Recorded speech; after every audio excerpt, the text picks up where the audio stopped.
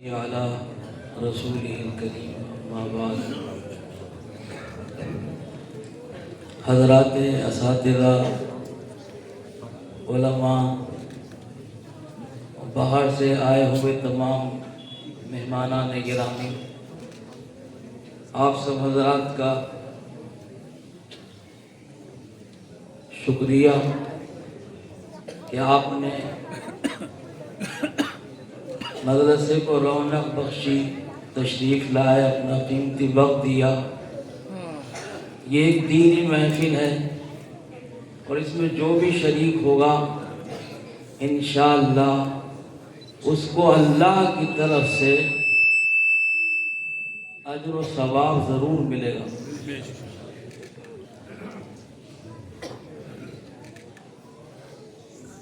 ایک سال کے بعد آج سالانہ جلسہ دستار بندی میں ہم سب لوگ یہاں جمع ہوئے ہیں۔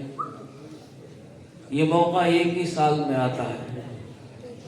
پورے سال کی جتنی بھی خدمات ہیں وہ آپ کے سامنے پیش کی جاتی ہیں۔ آپ لوگوں کی سراہنا کے بعد مدرسے کی خدمات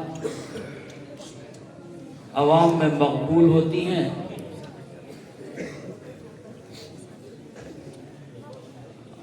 آپ نے یہاں کے طلباء کی، اساتذہ کی پورے سال کی جو محنت ہے وہ آپ نے اپنی آنکھوں سے ملاحظہ فرما لی۔ تقریریں، قرآن عظیم کی تلاوتیں، نعت و منقبت، ترانے، یہ سب آپ کے سامنے پیش ہو چکے، اور جس انداز میں ان بچوں نے آپ کے سامنے پیش کیا وہ واقعی میں قابل ستائش ہے۔ اس کے بعد اب کچھ کہنے کی ضرورت باقی نہیں ہے کہ سال بھر تک مدرسہ فرقان یعنی کیا کیا، جو کیا وہ آپ کے سامنے پیش کر دیا۔ لفظوں میں، حرفوں میں، عددوں میں، گنتیوں میں کہنے کے بجائے آپ نے اپنی آنکھوں سے اس کا مشاہدہ کیا جو یہاں کے اساتذہ نے کیا، جو طلباء نے کیا، جو انتظامیہ نے کیا۔ اللہ تعالی ہم سب کو یہ سب کام اپنی رضا کے لیے انجام دینے کی توفیق عطا فرمائے۔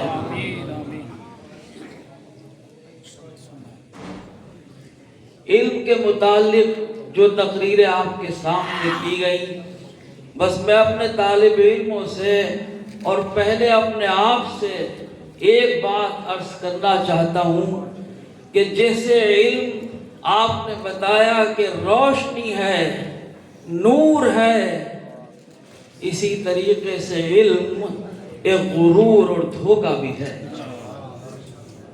ہو سکتا ہے علم کے دھوکے میں ہم کہیں سے کہیں پہنچ جائیں،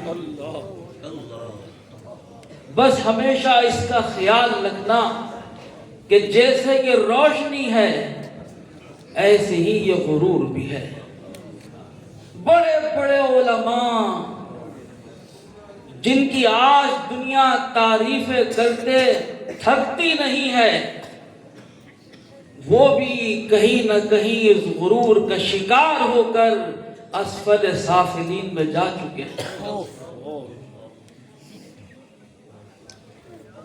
بزرگوں نے ہمیشہ اپنا دامن عوام سے اس لیے بچایا کہ کہیں ہم علم و معرفت کے دھوکے میں مبتلا ہو کر راندے درگاہ نہ ہو جائے۔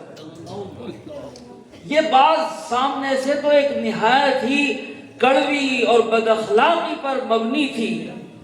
بہت سے بزرگوں کے، علماء کے بارے میں آپ نے یہ سنا ہوگا کہ صاحب بہت کڑوے آدمی تھے، بہت ہی بد اخلاق تھے۔ اس بد اخلاقی کے پیچھے کوئی اور بھی چیز کار فرما تھی۔ وہ جانتے تھے کہ عوام سے اس کی خیرات مانگنے کا مطلب کہیں ایسا نہ ہو کہ ہم کسی علم و معرفت کے دھوکے میں مبتلا ہو کر خدا کی بارگاہ سے بھی نکالے جائیں۔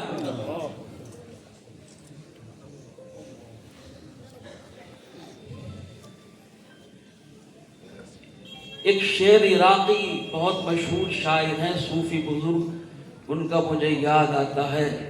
انہوں نے فرمایا تھا بزمین چو سجدہ کردم ز زمین ندا براید، بزمین چو سجدہ کردم ز زمین ندا براید، کہ تو سجدہ کہ مرا خراب کر دی کہ تو سجدہ رہائی۔ جب میں نے زمین پہ سجدہ کیا تو زمین سے ایک آواز آئی کہ اللہ کے بندے تو گیا، تو نے مجھے بھی خراب کر دیا کہ تیرے سجدے ریا کے ہیں، قیامت کے دن اس کی گواہ میں بھی ہوں۔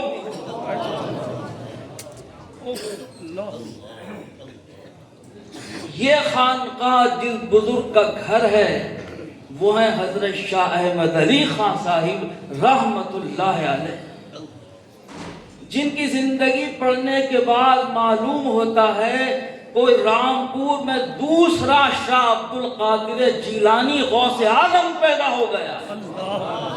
فقر، فاقہ، للہیت، ریاضت، اللہ اکبر، کیا زندگی تھی حضرت شاہ احمد علی خان صاحب کی کہ سلسلہ قادریہ کی تاریخ میں حضرت غوث اعظم کے بعد اور حضرت شاہ درگاہی محبوب الہی کے بعد اگر کوئی شخص آپ کو نظر آئے گا تو وہ شاہ احمد علی خان صاحب۔ ان کی اس زمین پر یہ مدرسہ آباد ہوا، اس کی کیا حیثیت ہوگی حضرت کے نام سے آپ اس کا اندازہ کر سکتے ہیں۔ اللہ کرے کہ وہ دن نہ ہو کہ ہم حقیقت سے ہٹ کر کسی ریا پر یا کسی چھل پر آ کر علم کی روشنی کو پھیلا کر خود بھی غارت ہوں اور دوسروں کو بھی برباد کریں۔ یہ یاد رکھو، یہ حضرت کا مدار ہے۔ سچی بات کرنا، سچی بات سوچنا، سچی بات لوگوں کو بتانا، نہ خود دھوکے میں رہنا نہ دوسروں کو دھوکے میں رکھنا۔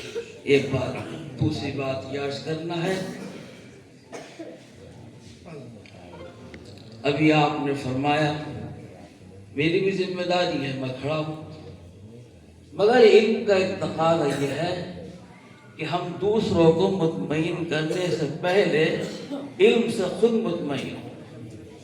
ہم مطمئن نہیں ہیں تو یہ دھوکہ ہے۔ ہم اپنی تقریروں سے، تحریروں سے تمام دنیا میں یہ چرچا کر رہے ہیں کہ علم سیکھو، سکھاؤ، یہ کرو، یہ کرو، وہ کرو، لیکن جب ہم اس زندگی میں اتریں گے تو لوگ ہماری تقریروں کو نہیں ہمارے کردار کو دیکھیں گے۔ آپ جب اتر کر آئے ہیں تو آپ کو پیمانوں سے ناپا جائے گا کہ آپ کے قول و فعل میں کتنا فرق ہے اور کتنی ہمواری ہے۔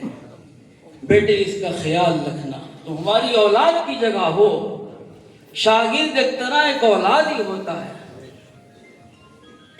لیکن یہ کہ علم سے خود مطمئن ہو جاؤ تو دوسرے کو مطمئن کرنے کی بات سوچو، اور جب ہم مطمئن نہیں ہیں تو پھر دوسرے کو بھی راستہ نہ بتاؤ۔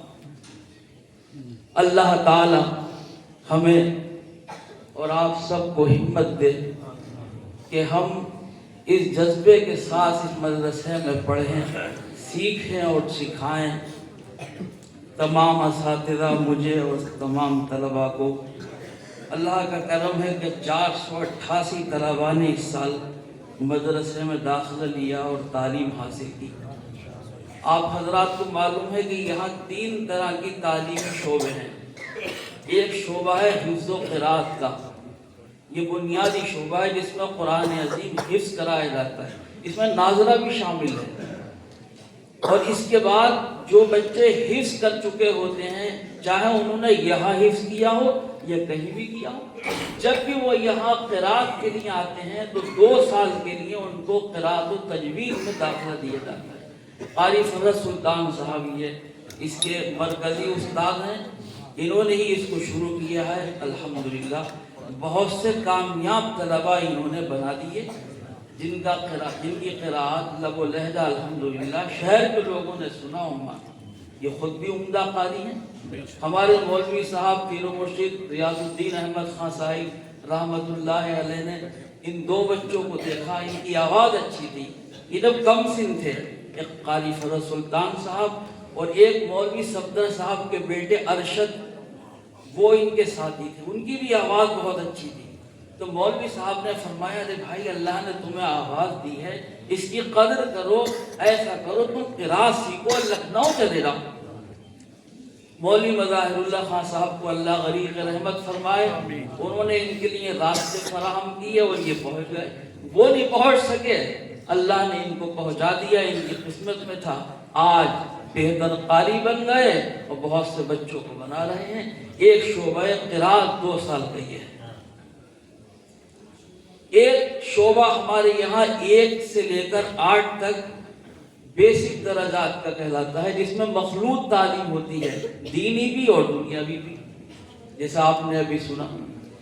ایک شعبہ ہے عربی درجات کا، جس کے اندر تمام درس نظامی کے علوم پڑھائے جاتے ہیں، علماء تیار ہوتے ہیں، یہ ان کی جماعت بیٹھی ہوئی ہے۔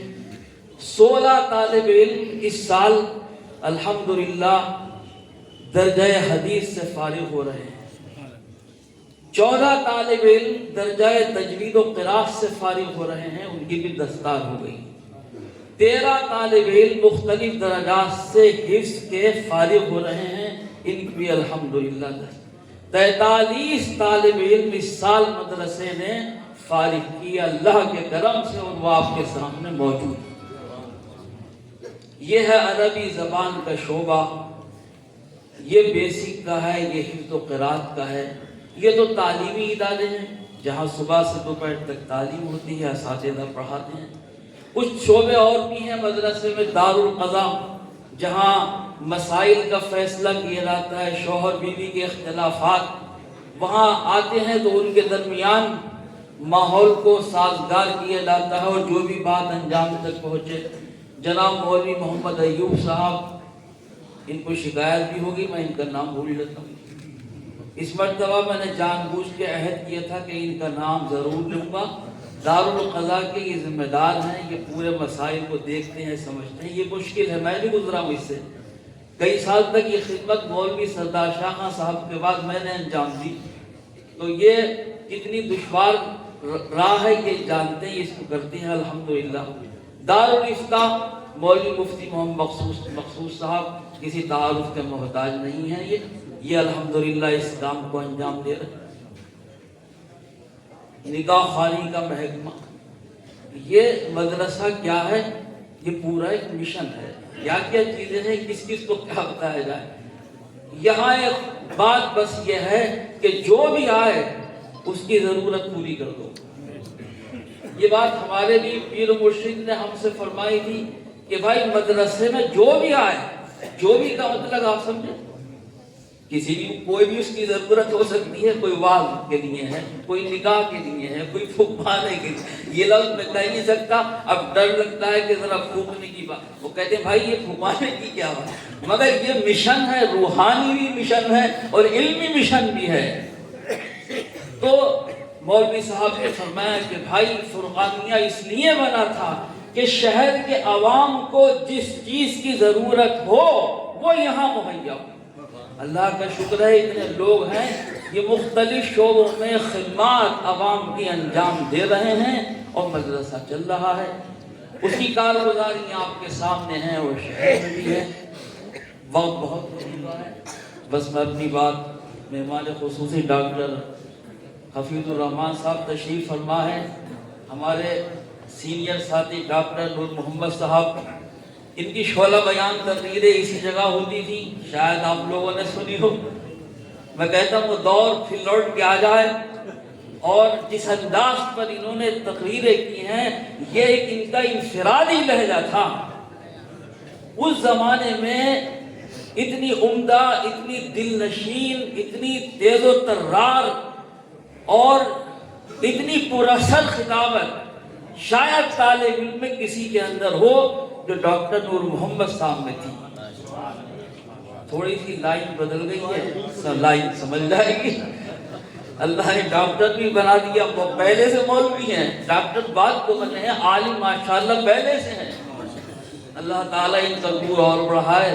نور محمد ان کا نام ہے، ان سے بھی مخلوق فیضیاب ہو، جس انداز سے بھی ہو۔ آج سامنے ہیں آپ، تو یہ بات مجھے یاد آ گئی، انہوں نے حدیث ایک ساتھ پڑھی تھی، یہ ہم سے سینئر ہیں 1 سال، لیکن حدیث کے کلاس میں چونکہ طالب علم دو کلاسوں کے یکجا ہو جاتے تھے، تو آپ نے اور ہم نے حضرت قبلہ مفتی صاحب سے، میاں صاحب سے حدیث شریف پڑھی ہے۔ اللہ تعالیٰ وہ دور لوٹے، وہ یادیں باقی رہیں، اور اس کے فیوض اور اثرات ہمیں ملتے رہیں۔ آمین، وآخر دعوانا الحمدللہ۔